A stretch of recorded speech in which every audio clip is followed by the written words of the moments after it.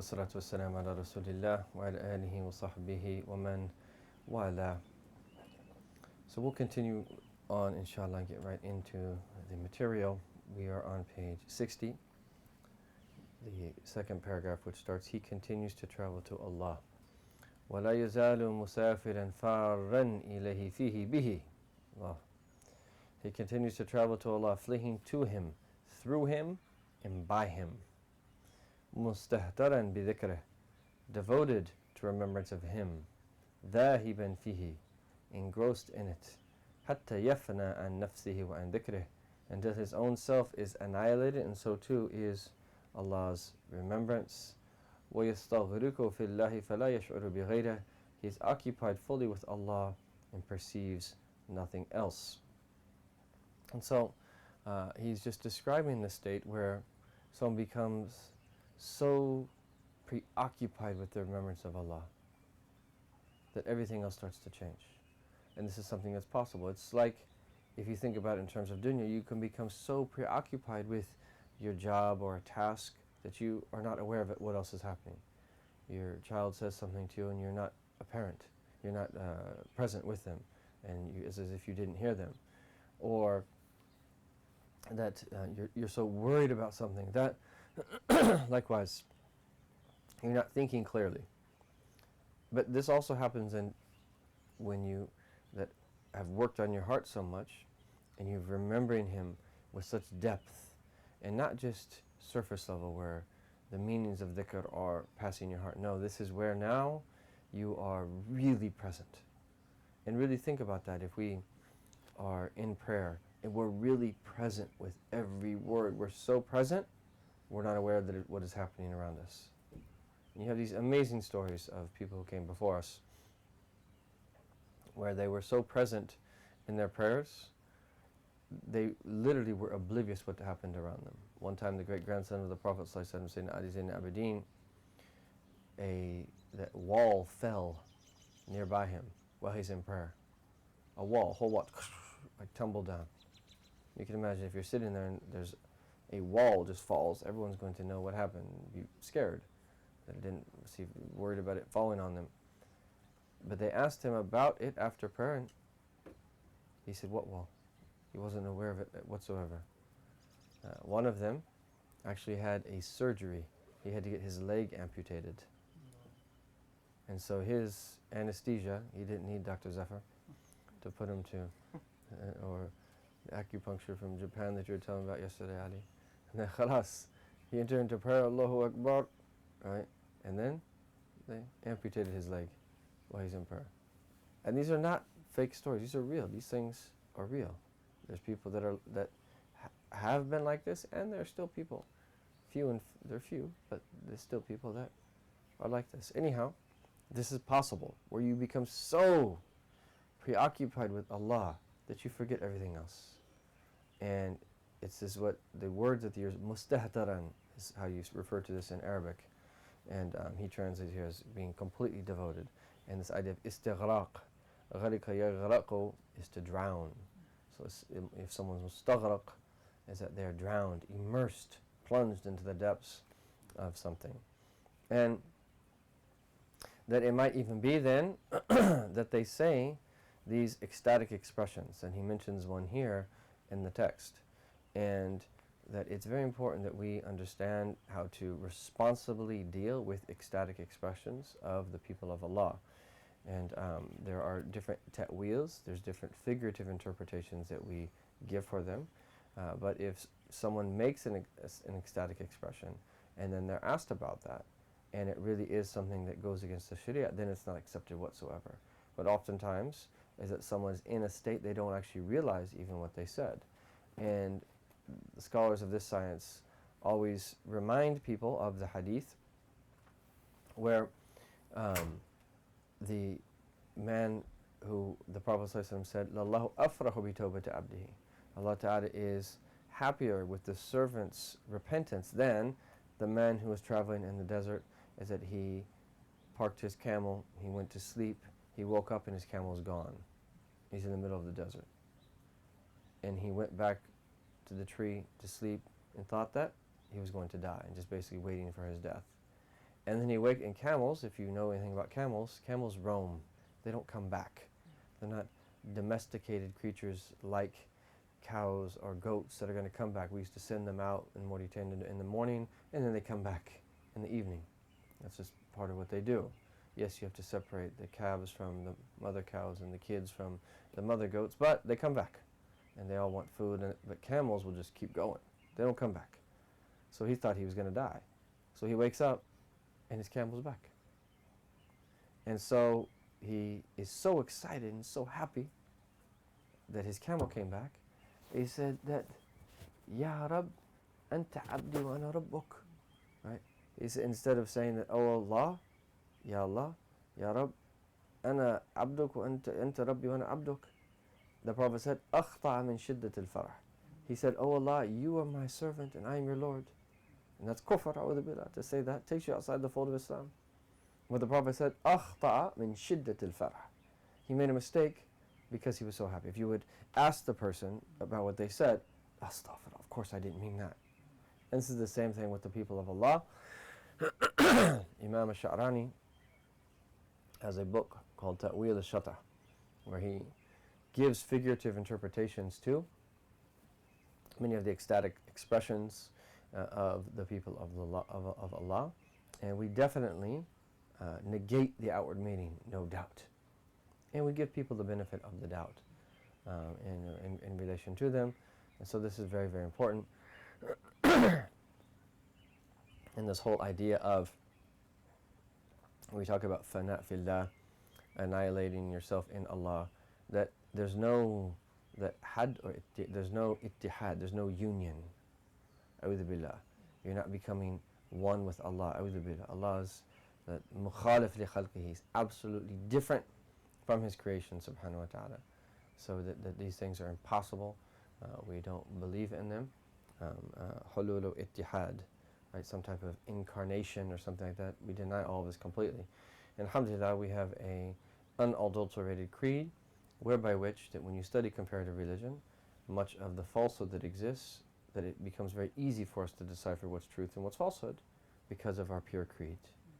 And we reject that any attempt of any pantheistic type tendency or any animistic type tendency that somehow God is in His creation. We reject that completely. Allah Ta'ala is not a part of His creation, Tabaraka wa Ta'ala. That is not permissible to believe that. He brought everything into existence, Subhanahu wa Ta'ala. And yes, He has a relationship with His creation. Otherwise, how did He bring it into existence? But that relationship cannot fully be understood with the intellect. We can just say what it's not.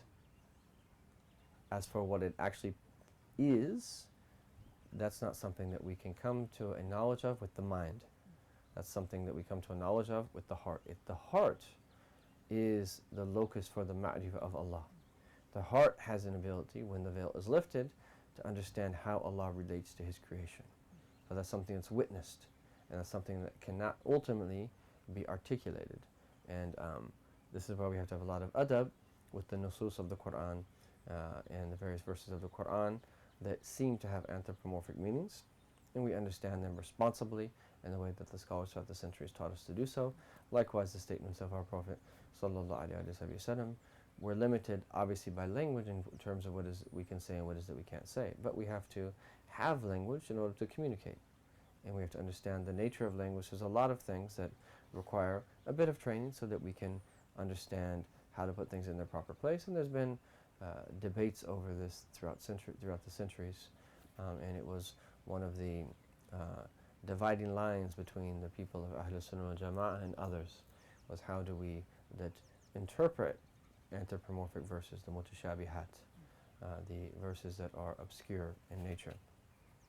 Anyhow, so he mentions one of these, and he says he might even deny his own existence.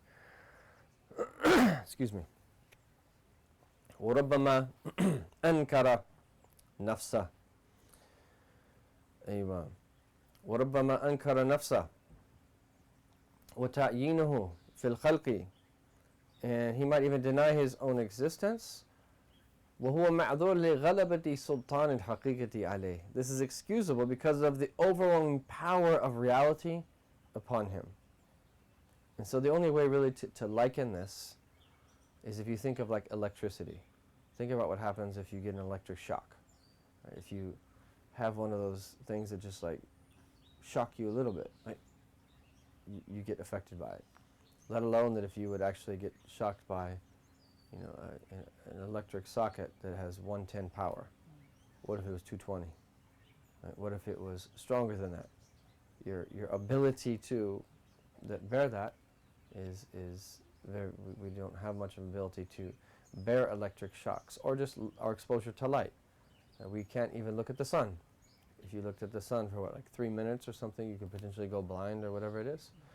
We don't have an ability, even in relation to like physical shocks and physical light, we have limited abilities. So what about spiritual light? It could become so overwhelming for the human being that things happen as a result that they're not even aware of. And he's pointing to some of that here.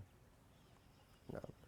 So he says this is excusable because of the overwhelming power of reality upon him. فَوَيَتَرَدُّدُ بَيْنَ مَحْوِهِ وَسُكْرِهِ وَجَمْعِهِ وَفَرْقِهِ. He moves between consciousness and intoxication. So it means here intoxication, أعوذ بالله, it does not mean what most people think. It has nothing to do with outward forms of haram intoxication. No, there's something that happens when the light of reality strikes the heart. It produces in the heart an ecstasy, a spiritual that experience that the only way to liken it is to speak of it in the terms of intoxication. Right? And that it has nothing to do, a'udhu billah, these are the people are the furthest people from anything that is haram. It obviously doesn't have anything to do. What they mean is that they're intoxicated with the remembrance of Allah. In other words, is that their greatest pleasure, their greatest joy is in remembering Allah Jalla Jalaluh.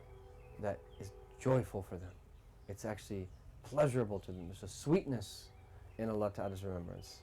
And so, that when you've been around people like this, there are states that they go through, where there's states where they are, they call them here, what he says here, sober. This is how they refer to them, as, well, consciousness and intoxication, or you could say being sober or intoxicated. Again, this is only in a spiritual sense. These people go through powerful states. And if you look at the stories of the Sahaba, they themselves went through powerful states. There was times where Sayyidina Umar would be unconscious for an entire day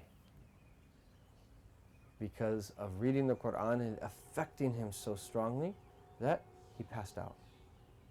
And we have numerous narrations that indicate states of the companions that they were dramatically affected by the remembrance of Allah and by certain things that happened in recitation of the Quran and so forth. And then he says union and separation. That's not how I personally would translate jama' and farq, because then when you say the word union, that has the connotation of what I previously mentioned, this idea of ittihad. Jama' and farq are two states that are very lofty states of the righteous, and they relate to their particular spiritual experiences, and they differ, and they appear the way we present here as opposites, just as mahu and sukar are opposites, but I would not translate them here as union and separation. وَوَجْدُهُ وَغَيْبَتُهُ. And between ecstasy, abstinence, and absence, and hudurihi, presence, again, these are all just technical terms, and these technical terms start to develop at a certain juncture, and you can read about them in the books like the Risalat al-Kushayriyah, Iman Abd al-Kushayri, and others, where they define them, and essentially what they're defining is states that people have, and they develop terms to point to them. So it became a technical science at a certain point.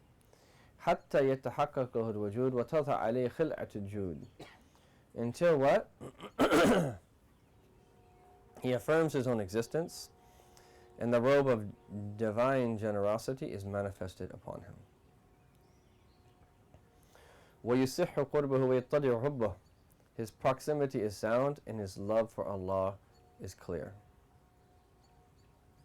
فيكون الله سمعه الذي يسمع به وبصره الذي يبصر به ويده التي يبطش بها ورجله التي يمشي بها وإن استعاذ به أعاذه وإن سأله أعطاه. And this is a hadith from Bukhari. And so someone might say, like, wait a second, all these terms that you're using, what is their relationship to the Quran and Sunnah? So this last part he is mentioning is a part of a hadith of the Rasul that's in Bukhari. And that state that is referred to in this hadith in Bukhari is a reference to the overall state of these individuals when this happens to them. And all of the other technical vocabulary that was previously mentioned speaks about its details. So even though the details of the technical vocabulary wasn't mentioned directly in the Sunnah, for instance, it was extracted and it was developed by the scholars based upon the overarching reality, which is directly mentioned in the Sunnah of our Prophet ﷺ. That is the state that is being referred to. So the hadith in full, it's a very important hadith, and it's one of the most oft quoted hadith, is that it's related by Abu Hurairah. Inna Allah Ta'ala qala, Allah Ta'ala says, and that's how it begins. So the divine sayings, a Hadith Qudsi, usually have they usually relate to some special connection that a servant has to their Lord. So they're usually related to topics of the closeness of the servant to his or her Lord. So Inna Allah Ta'ala qala man aada li waliyan faqad aadhantu bil harb. So whoever shows enmity to one of my awliya, one of my friends, that I will declare war against them. So ada yu'adi is to be an adu, it's to be an enemy towards them, to show enmity. And if someone doesn't know someone is from the awliya, then hopefully this won't apply to them. But if someone does know that someone's from the awliya, and that they show enmity towards them because they're from the awliya, ya Latif. There's only two people that Allah wages war against. The one who shows enmity to his awliya, and who's the second? The one who deals with interest. وَمَا تَقَرَّبَ إِلَيْ عَبْدِي بِشَيْءٍ أَحَبَّ إِلَيْهِ مِمَّا افْتَرَضْتُ عَلَيْهِ. My servant will draw near to me with nothing more beloved to me than that which I have made an obligation upon him. وَمَا يَزَالُ عَبْدِي يَتَّقَرَّبُ إِلَيْهِ بِالنَّوَافِلِ حَتَّى أُحِبَّهُ. This hadith is so significant. So it lays down the path to Allah. You perform the obligations, and that's the foundation. And then after that, you start doing nawafil, supererogatory acts. And the whole result of it is what? What does it result in? What is it lead to? What is the whole purpose of it? What is the ghaya of it? Hatta uhibba. Allahu Akbar. Until I love him. So the whole goal of performing the obligatory acts and the supererogatory is to become beloved to Allah Jalla Jalal. It's a hadith in Bukhari. Very clear. It's clear as daybreak. And then everything is a result. After you become beloved to Allah, Allahu Akbar. فَإِذَا أَحْبَبْتُهُ.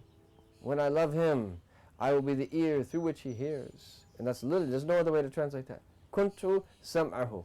كيف? How would you translate that any other way? كَانْ يَكُونُ. How would you can translate that? That I will be the ear through which he hears. وَبَصَرُ الَّذِي يُبْصِرُ بِهِ وَيَدُهُ الَّتِي يَبْطِشُ بِهَا وَرِجْلُهُ الَّتِي يَمْشِي بِهَا وَإِنْ سَأَلَنِي. And if he asks me, لَأَعْطِيَنَّهُ. That I will surely give to him. وَإِنْ اسْتَعَاذَنِي لَأُعِيذَنَّهُ. And if he seeks refuge in me, I will grant him refuge. This is the state that he's referring to here, is that after someone moves through these various degrees of ihsan, that this is the road, وَيُصِحُّ قُرْبُهُ, is that his proximity is sound, وَيَتَّضِعُ حُبُّهُ, and his love for Allah will be clear. And then, this is what's going to happen after. This person's not like anyone else. Is that, like as Allah Ta'ala says about Rasulullah, وَمَا رَمَيْتْ إِذْ رَمَيْتْ وَلَكِنَّ اللَّهَ رَمَى. You did not throw when you threw, but Allah threw. Outwardly it was the Prophet ﷺ throwing on the day of Badr dust. Right? And what happened is that how is someone going to throw a handful of dust and all of a sudden that it gets in the eyes of every opposing soldier? It's impossible outwardly. But if Allah is the hand through which that you are casting things and that you are seizing things, and then you throw dust, Allah is going to convey that dust to the eyes of everyone that He wants to convey it to. That's the meaning. It's not about you anymore. Yes, you did the action of throwing, but the reality it was Allah who threw, and that it was upon Allah too that caused the effect. Right? Like Sayyidina Ibrahim, what, was commanded to proclaim the pilgrimage. Ya Rab, how am I going to proclaim the pilgrimage? Yani, that's alayka al-adhan wa alayya al-balagh. Yeah, you've been commanded to call the adhan, and then Allah Ta'ala will cause it to reach anyone that it's supposed to reach. And they mentioned that anyone who responded to that call while they're in the loins of their forefathers, those are the ones that are eventually going to make the pilgrimage in the real life. And depending upon how many times that you responded and said labbaik is the amount of times that you actually perform the pilgrimage, as they say. Allahu Akbar. MashaAllah. Aywa. So then, and we'll end here. فإن ذلك تسطع عليه أنوار الحقيقة ويذوق جنى معاني الوحي والنبوة في معاناة القرب والولاية والفتوة فيشهد حقائق التنزيل على التفصيل ويعرف معارف التفريع والتأصيل ويفهم بالله عن الله كل مشكلة ويتضح بنور الله كل معضلة وذلك ثمرة التقوى واليقين وصحبة أهل الله المتقين. قال الله تعالى ومن يتق الله يجعل له مخرجا أي من كل مشكل ومعدل ويرزقه علما وفهما من حيث لا يحتسب. وقال أيضا واتقوا الله ويعلمكم الله. وقال تعالى إن تتقوا الله يجعل لكم فرقانا. Al-Ayat. وبالله التوفيق. At this point the lights of reality radiate upon him. He tastes the fruits of revelation and prophecy through experiencing proximity, qurb, sainthood, wilaya, in chivalry, futuwa. He witnesses the realities of revelation in detail. He is cognizant of all the foundations and branches of knowledge from Allah, and by him he gains understanding of every difficult concept. By the light of Allah, the solution to every problem becomes apparent. This is the fruit of taqwa, fearful awareness of Allah, and certainty in keeping the company of the people of Allah, the people of taqwa. Allah the Exalted says, whoever has taqwa of Allah, He will give him a way out. Meaning from every difficulty and problem. And Allah says, and He will provide for him, meaning knowledge and understanding from sources he could never imagine. Allah also says, have taqwa of Allah and He will teach you. Allah says, if you have taqwa of Allah, He will give you a criterion to tell right from wrong. Enabling grace is from Allah Jalla Jalaluh. So you can see how important spirituality really is, ihsan really is. If this is someone's state, how are they ever going to be confused? How are they ever going to fall into doubt? The new philosophical current that's speaking about this or that, right? You think these people are going to be affected by that kind of stuff? No, these people their faith is so deep, those things will have zero impact upon them. Their hearts are fortified.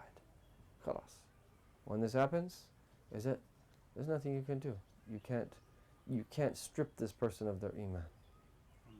And that this type of person, if you can combine this internal state with outward knowledge and the ability to articulate the realities of the deen, oh my goodness, then you're going to have people that are going to be very impactful and very effective, and that speaking to people that in a language that they understand, but this is their internal state. But these type of people, though, like many of the companions, even if they don't have all of those skills outwardly, like the companions, many places they went, they didn't know all the details of the societies that they went into. They were lacking some of the knowledge of those details, but their state was so strong with Allah, they still affected them. Think about how quick they spread. Within 110 years, Islam spread to the corners of the earth. East to west, maybe not the corners of the earth, maybe I just exaggerated, getting a bit happy, excited, but expanded more quickly than anything else in history, any other religion, any other political entity, any other ideology or anything. Nothing has happened that quickly in known history. And it was from the barakah of the companions having these realities within themselves. And then you add to that state the outward dimension of articulation and clarification and so forth, and increased knowledge. And so this is here for us to know that this exists. That's all we need to know now, is to know that this exists, and there still are people on the face of this earth who are experiencing this. And what remains for us is to love them, believe in them, and to try to find them, try to be with them, try to visit them, try to sit at their feet, even for a very short period of time. And these stories still happen. These stories still happen. Someone was just telling me a story of, you see the blessing of intention. This person wanted to meet one of the righteous, and he was called into action, and he had to go all the way to Jeddah. And subhanAllah, that his flight wasn't until the evening, and it's like early morning, his flight wasn't until the evening, and he wanted to meet one of the righteous. So his only intention in going back, he'd already performed tawaf al-wada and everything. He went back to just meet this particular person. And then, without even realizing, not even knowing that this person had his number, he receives a text on his phone. I'm saying that, okay, if you want to meet now, we can meet now. And then shortly after that, like a basic description of how to find him. These things are very real, very real, very real. These are things not just that happen to people 3, 4, 5, 6, 700 years ago. These things happen to people. Amazing things. You can't. It's very difficult to understand these things without really believing in this realm. This is Allah Ta'ala is in control, subhanahu wa ta'ala. And if you look here, the state that he's describing, one of the greatest fruits of having this state with Allah, what does he do for you? Allah Ta'ala, that he gains understanding of every difficult concept. وَيَفْهَمْ بِاللَّهِ عَنِ اللَّهِ كُلَّ مُشْكِلَةٍ. Through Allah, not through himself, through Allah. That anillah, from Allah.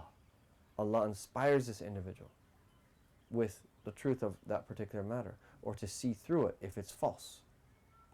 كُلَّ مُشْكِلَةٍ. Mushkila, it's used in modern Arabic for like just problems and mashakil and that type of thing. But a mushkila is really that a problem in a very different sense, and it's the same in English, it could be used in both ways. It's a matter that is not understood. And how do I square this, or how do I put this together? How do I understand this in light of this? So it's more of a religious that understanding needs to be had. And how do you combine between what I know here and what I know there and that type of thing. And then وَيَتَّضِحْ لَهُ بِنُورِ اللَّهِ كُلُّ مُعْدِلَةٍ. So by the light of Allah, that the solution to every problem becomes apparent. And so اتقوا فراسة المؤمن فإنه ينظر من نور الله. Fear the firasa, the insight, the spiritual insight of the believer, because they see with the light of Allah. And all of this is what? It's the thamara of taqwa and yaqeen. It's the fruit of having taqwa and certainty. And there are many. This is one of them.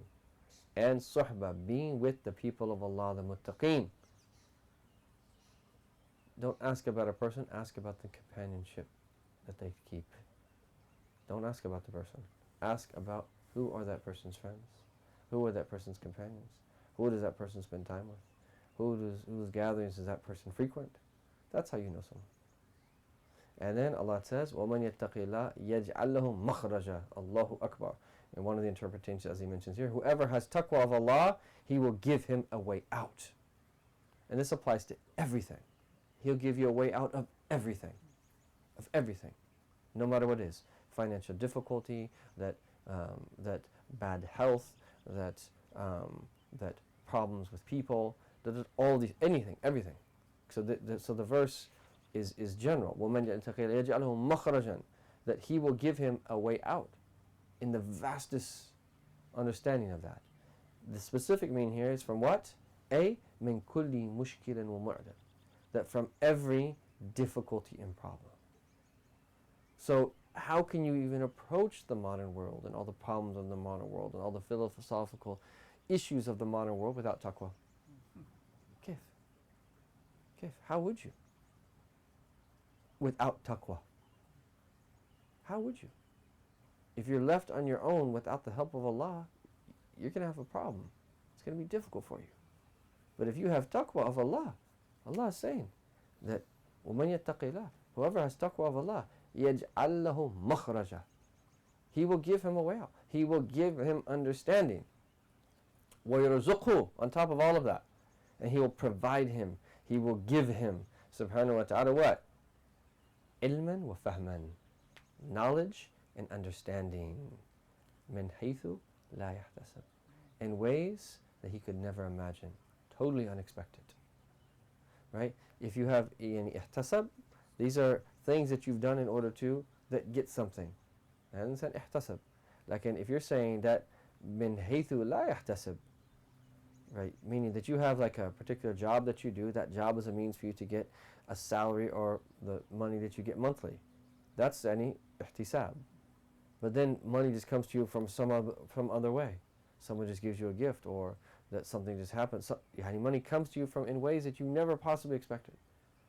And sometimes it's preserving you so that you're not in need to spend, and other times it's in warding off tribulations from you so that you don't need to spend as well. There's other ways that that happens.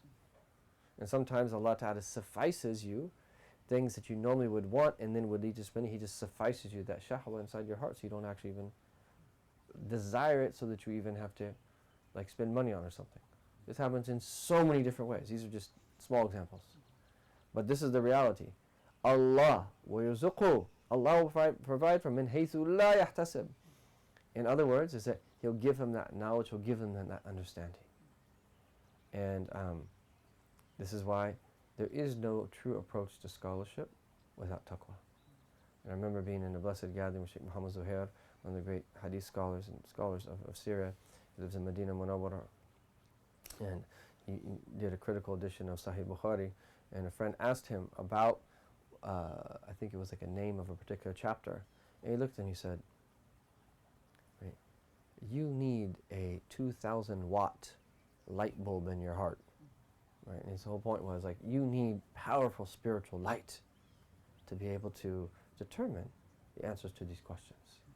And Imam al-Bukhari himself, every one of the hadith that he put in Sahih Bukhari, he prayed 2 rak'ahs of istikhara.